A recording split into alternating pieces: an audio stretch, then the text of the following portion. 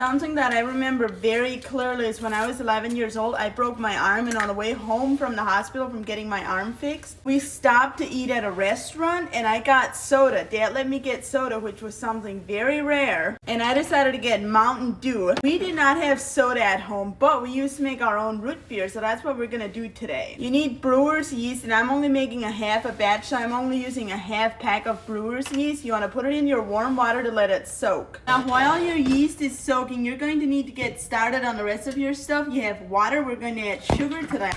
That gets my goat. And we would only make this during the summer because it has to consistently stay warm to carbonate. And in the winter, we heated our house with wood fire, so it wasn't easy to keep it warm enough. Once you have your sugar and water mixed together, you're going to need root beer extract. I use Williams Brewing. We always used this growing up. I've never tried it with any other root beer extract. And Williams Brewing has their own brewing instructions. We always made ours almost like theirs, but not quite the same. Just stir that all together until the sugar is melted. And this water should be warm. Now, once your yeast is done soaking, we're going to add it in there. We would usually start making this on a Wednesday, so it would be done carbonating by Saturday. We'd put it into our ice box so it's chilled, and then Sunday, if we'd have company, we always had popcorn and drinks for snacks in the afternoon, and this was usually our drink. Just mix that yeast in. Now, once you have your yeast mixed in, it's time to put it into our bottles, and you don't want to fill it up to the top. You have to make sure it has a couple inches to breathe while it's carbonating. Once you have your cans all filled, make sure you tightly close them with a lid. And I got 1.75 gallons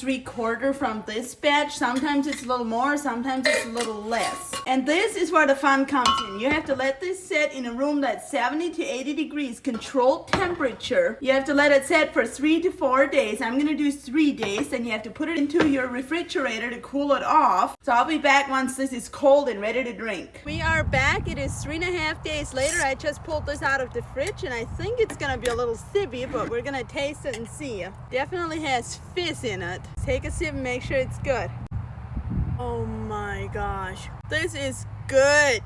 It takes you right back to your childhood. Doesn't have enough sugar? I knew you'd say that. It's not sweet enough.